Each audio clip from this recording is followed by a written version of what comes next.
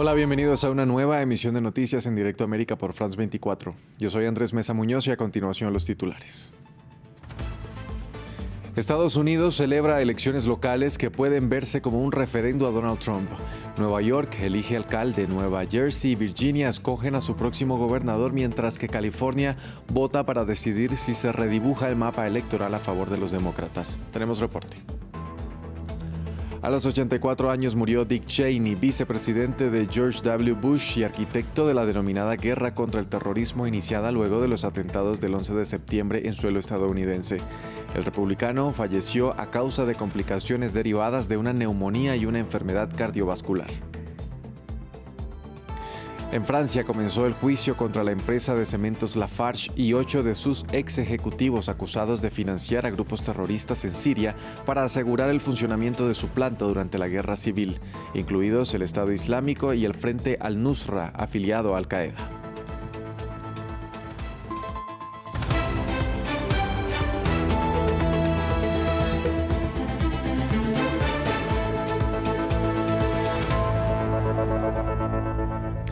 Vamos a iniciar en Estados Unidos, donde hoy se celebran elecciones locales, las primeras después de los comicios que hace un año le dieron nuevamente la victoria a Donald Trump, y por ello se ven como un referendo a estos primeros 10 meses del mandatario. La cita electoral será clave para algunos estados como Virginia y Nueva Jersey, que eligen gobernador, así como para California, que votará si rediseña su mapa electoral. El foco también estará puesto en Nueva York, donde Zohran Mamdani podría convertirse en su nuevo alcalde.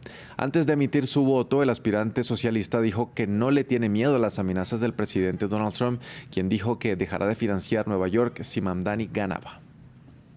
Lo que vemos en el lenguaje de Donald Trump es una premisa como si fuera su decisión sobre si financiar o no la ciudad, el dinero mismo que se le debe a esta ciudad, y espero utilizar cada herramienta a mi disposición como el próximo alcalde de esta ciudad para luchar por la gente. Eso significa usar los tribunales, ejercer mi influencia y asegurar que cumplamos la ley al pie de la letra. Y sé que hacerlo es algo que amenaza a Donald Trump. Es por eso que ha ido tras la fiscal general James, porque tuvo la osadía de exigirle el mismo cumplimiento de la ley que se le aplica a todos los neoyorquinos, pero no seré intimidado por este presidente, porque mi trabajo aquí es servir a la gente de esta ciudad.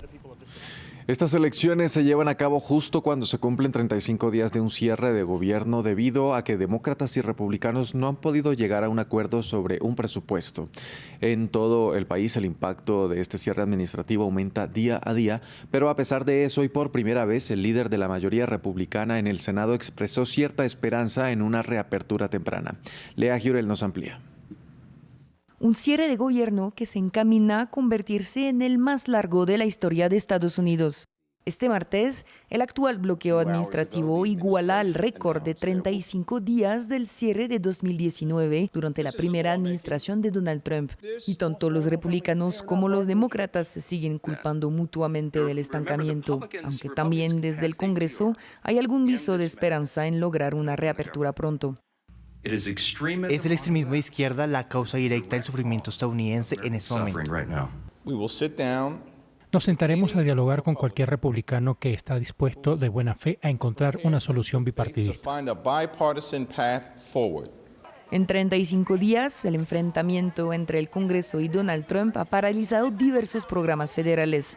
Por primera vez en la historia del país, la asistencia alimentaria para los más vulnerables se congeló el sábado por falta de recursos.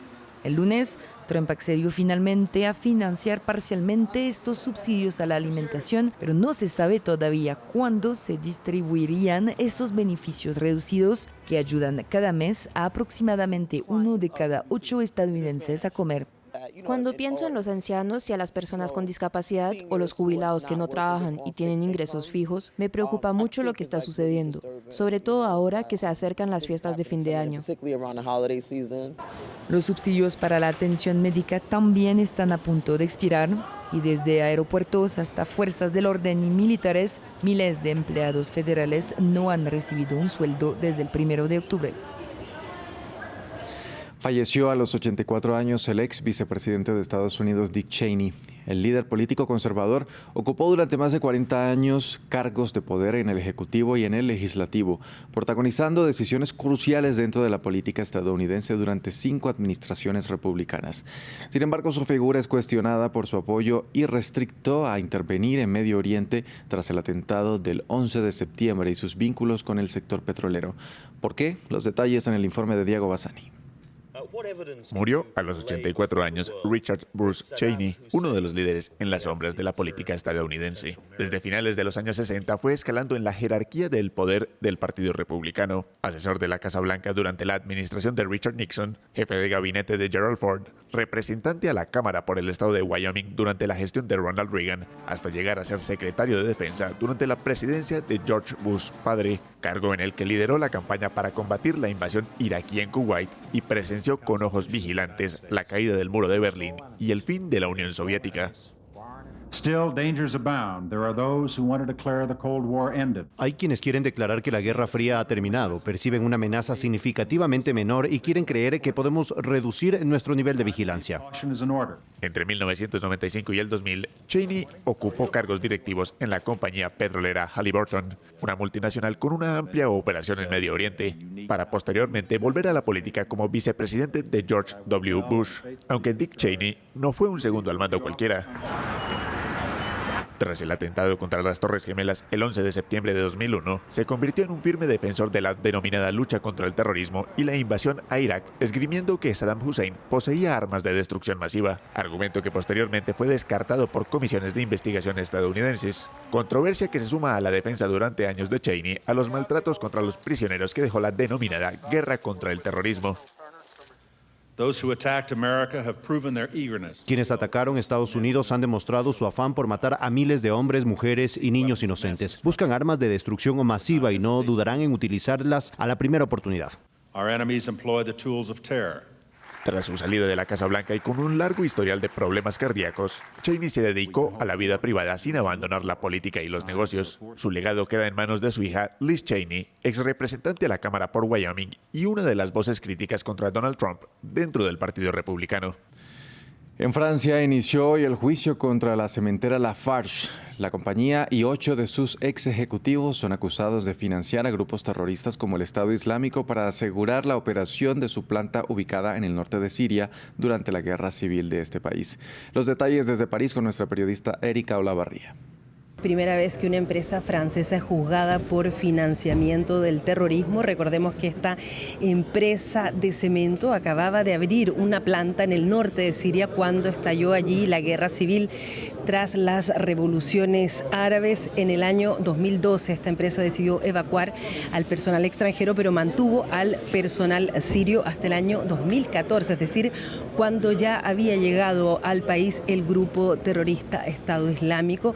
Fue allí cuando entonces pagó varios millones de euros a esta organización y al grupo terrorista Jabhat al-Nusra para que ellos dejaran pasar, circular a sus trabajadores, y también le habría entregado a cambio cemento y habrían recibido materias primas de parte de estas organizaciones que controlaban Siria, concretamente petróleo. Es un juicio histórico, están acusados 8 ex altos jefes y gerentes de la empresa, así como la empresa. La investigación comenzó en el año 2013 por una denuncia justamente, entre otros, del Ministerio de Economía. Recordemos que la Unión Europea había impuesto un embargo y pues esta empresa violó ese embargo al seguir comerciando con el grupo Estado Islámico. Es uno de los cargos justamente que pesan contra los acusados: el financiamiento de empresas terroristas, pero también el no respeto de una sanción internacional. También hay un tercer cargo en contra de los acusados: complicidad por crímenes contra la humanidad, por lo que cometió el grupo Estado Islámico. Sin embargo, esa investigación no fue cerrada y será parte de otro juicio. Los acusados se exponen a multas en dinero, 1.125 millones de euros por el embargo violado 10 veces el monto de esa violación, y los acusados también se exponen a 10 años de cárcel cada uno de ellos. Hay 241 partes civiles, entre ellos 11 de los antiguos empleados de la empresa que vivieron bajo amenaza y bajo miedo en este régimen del grupo Estado Islámico y los grupos terroristas. En Filipinas, el número de muertos provocado por el paso del tifón Kalmaegi llegó a 40 este martes en medio de las intensas lluvias e inundaciones. El fenómeno seguía azotando el país con vientos de hasta 130 kilómetros por hora y en medio de las misiones de rescate, un helicóptero se estrelló causando la muerte de su piloto y 5 tripulantes. Kalmaegi ahora se dirige al mar meridional de China. La falta de combustible en Mali sigue afectando a la población y los habitantes de la capital, Bamako, tienen grandes dificultades para conseguir gasolina para su uso diario. La escasez se debe al bloqueo de las importaciones por parte de los yihadistas del grupo de apoyo al Islam y los musulmanes afiliados a la Al-Qaeda, que intentan paralizar la economía y forzar un cambio de gobierno. Estas imágenes de satélite muestran el efecto que la escasez de combustible en Mali está teniendo en la población, con largas colas en las gasolineras de la capital, Bamako. Conseguir gasolina se ha convertido en una odisea tanto para los vendedores como para los conductores. Llevamos unas 3 semanas parados. A veces se consigue un poco de combustible, pero no da para mucho. Así que no podemos empezar a venderlo a la gente.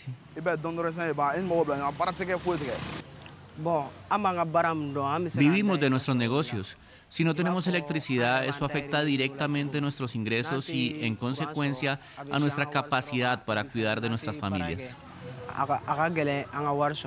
La escasez ha obligado a cerrar escuelas y universidades, mientras que varias embajadas extranjeras han aconsejado a sus ciudadanos que abandonen el país.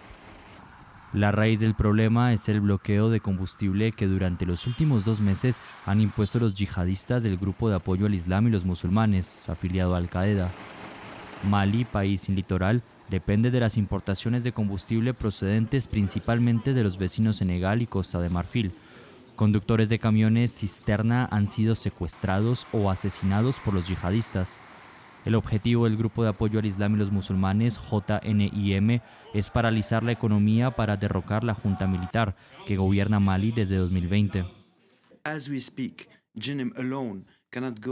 En estos momentos, el JNIM por sí solo no puede conquistar Bamako, pero podría suceder si el JNIM logra alcanzar un pacto con otros opositores al régimen, creando una coalición que condujera a un gobierno islamista.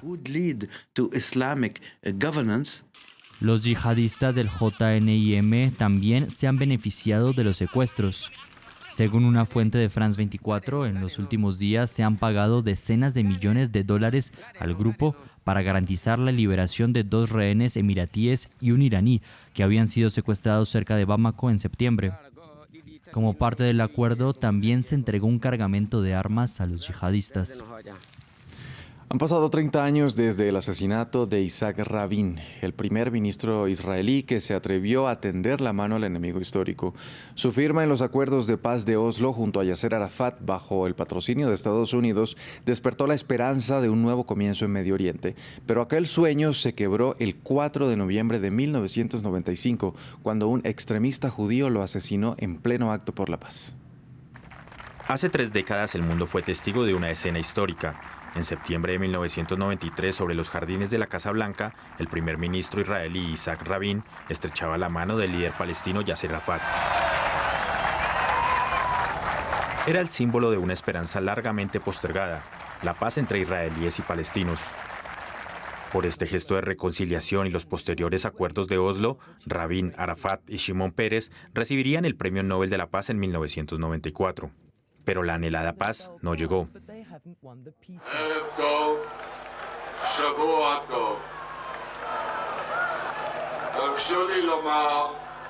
Permítame decir que estoy muy conmovido.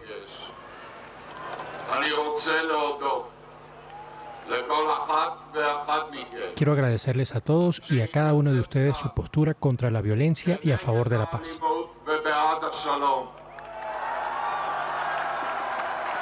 El 4 de noviembre de 1995, tras un mitin a favor de la paz en Tel Aviv, Rabin fue asesinado a tiros por un extremista judío, Yigal Amir, que se oponía a las concesiones territoriales a los palestinos. Eran las 9:40 de la noche. El premier fue trasladado al hospital, pero murió poco después. Tenía 73 años. Israel y el mundo quedaron conmocionados. I am very sad. Estoy profundamente entristecido y conmovido por este terrible crimen.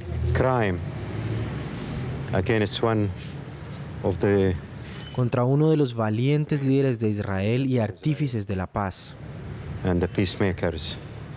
El asesinato marcó un antes y un después. Para Israel fue la pérdida del líder que intentó convertir la guerra en diálogo. Para Medio Oriente, el fin de una posibilidad real de reconciliación. 30 años después, el sueño de Rabin sigue pendiente. La desconfianza se ha profundizado y la violencia vuelve a marcar la relación entre palestinos e israelíes. Hasta aquí es informativo. Gracias por acompañarnos.